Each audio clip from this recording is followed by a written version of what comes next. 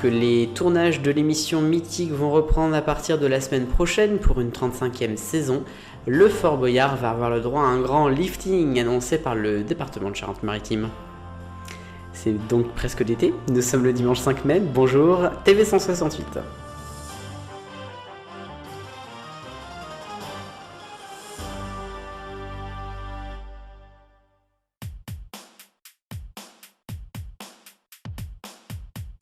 J'en parlais dans l'intro, Fort Boyard rouvre ses portes dès demain pour une 35e saison. 2 semaines de tournage vont se suivre. La date n'est pas anodine, tous les ans c'est autour du week-end de l'Ascension. C'est une période propice pour avoir des célébrités sur le fort. Une émission qui sera donc diffusée 9 fois cette année sur France 2 avec une pause pour les fameux Jeux Olympiques de Paris 2024. Toujours Olivier Mine bien sûr à la barre avec les nombreux personnages mythiques. Une saison qui sera regardée comme chaque année par des millions de téléspectateurs. Certains d'entre eux peuvent peut-être apercevoir le fort. Si vous partez de La Rochelle en bateau, on peut faire le tour et voir ce bel édifice, ce vieux caillou perdu au milieu de l'océan. Un caillou qui est fragile et qui est assez abîmé après plus de 150 ans. Un fort qui a donc besoin d'un petit peu de soin. C'est le département de Charente-Maritime qui l'a annoncé il y a quelques semaines. Ils vont lancer des travaux de grande envergure pour tout simplement sauver Fort Boyard. Alors, il va y avoir un appel aux dons qui va être lancé à l'automne pour les particuliers et aussi des mécénats. Un fort qui va avoir des travaux de 2025 à 2028, notamment d'abord pour construire un port d'accostage, que vous voyez là en image de synthèse.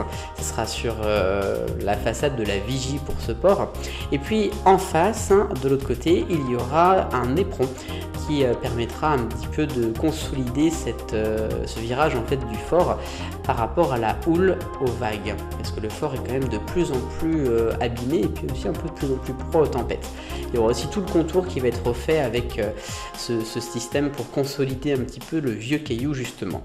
Et donc, si vous voulez visiter le Fort Boyard et continuer à regarder l'émission de télévision, il faut donner de l'argent.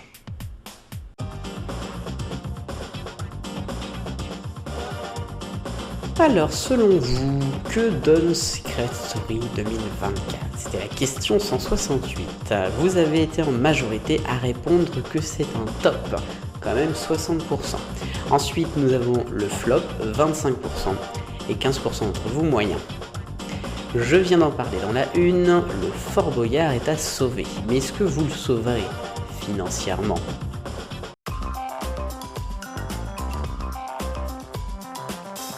Le reste des informations de la semaine. Dans le rayon d'abord Énergie 12 avec l'arrivée de Louis Daubé, qui est un animateur de la radio Énergie depuis déjà de nombreuses années. C'est lui notamment qui est maintenant sur la case de Coé depuis qu'il n'est plus à l'antenne en novembre dernier. Alors nous avons l'arrivée de Louis donc à la télévision avec une émission le dimanche à partir du 12 mai vers 20h20 qui s'appellera Nouvelle Vibes avec l'actualité des influenceurs, des réseaux sociaux et des entretiens exclusifs.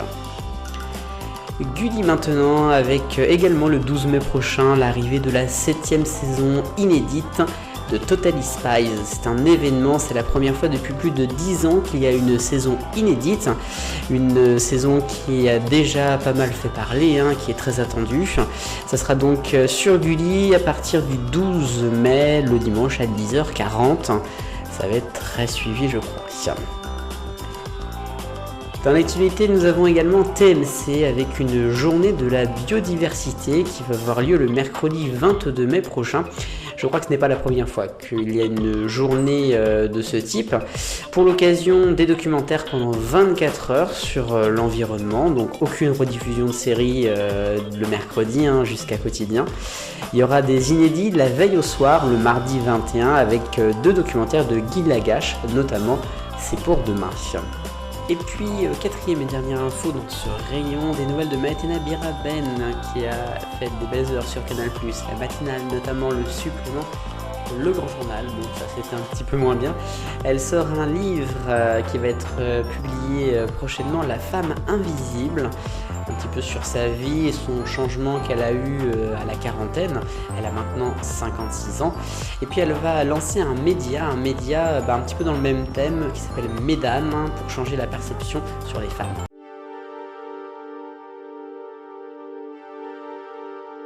Focus très rapidement pour parler de l'arrivée de la flamme olympique dans le port de Marseille. Ce sera mercredi 8 mai. Il y aura des spéciales sur TF1 d'abord, de 9h30 à 13h, puis de 16h à 20h. Pour ce qui est de France 2, ce sera Télématin, puis cérémonie du 8 mai oblige. Après, ce sera plus l'après-midi, avec aussi le soir en prime time un concert. Les chaînes info seront aussi de la partie, un événement à suivre donc mercredi.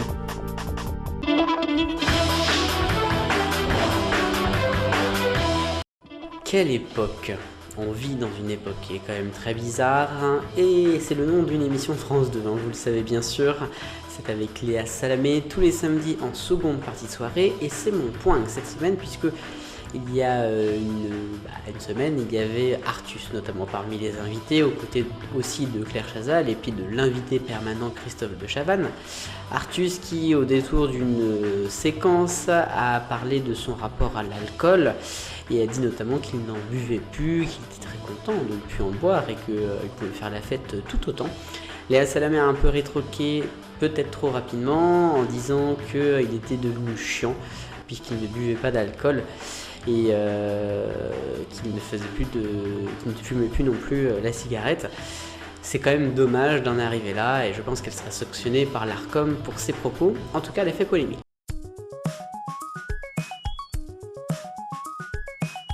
Voici l'arc-en-ciel des audiences. Le rouge est pour Énergie 12 avec The Song qui a fait certes un record lundi, mais un record dans le mal à 1% de part de marché. M6 était en orange avec un nouveau maison à vendre inédit samedi dernier. C'est en baisse par rapport aux recherches appartements aux maisons samedi d'avant.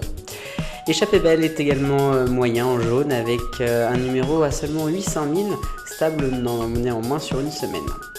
Ensuite C8 avec le dernier face à Nona dimanche dernier avec un record en nombre de téléspectateurs, c'est du vert. Bleu clair avec le football, le match aller OM Atalanta jeudi sur M6 à près de 3 millions de téléspectateurs. En bleu foncé c'est Cassandre sur France 3, stable également, c'est des rediffs mais ça marche toujours autant. Et puis nous avons enfin France 2 avec Meurtre au paradis et là c'est d'inédit et ça marche aussi plutôt fort. L'arc-en-ciel de l'audience de Secret Story maintenant, je devais quand même m'y arrêter, on en a un peu parlé dimanche dernier. C'est mi-figue mi-raisin actuellement avec une diffusion sur le digital qui marche un peu mieux, ce n'est pas non plus une énorme explosion. Côté linéaire, on a le lancement qui était en dessous du million de téléspectateurs, c'est au-dessus grâce à l'audience consolidée justement d'internet à J+7. Concernant les quotidiennes, l'audience de télévision en moyenne cette semaine est quand même en dessous du million, et c'est quand même compliqué. Pour ce qui est des audiences mensuelles d'avril 2024, TF1 est toujours première, petite baisse. A noter une petite belle remontée de France 3, sinon rien de spécial à signaler, à part Arte qui remonte aussi à 3%. BFM TV à 2,8, 2,7 pour CNews juste derrière. A noter aussi TF1 Série Film qui passe au-dessus des 2%. Canal+ tient en 18e, ça faisait longtemps qu'on l'avait pas vu en deuxième page. Et derrière, nous avons des stabilités.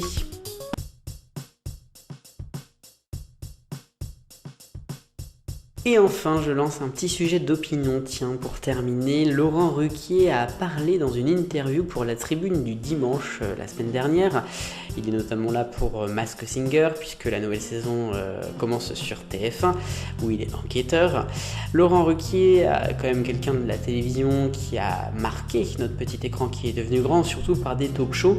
Enfin, il connaît aussi le monde du divertissement.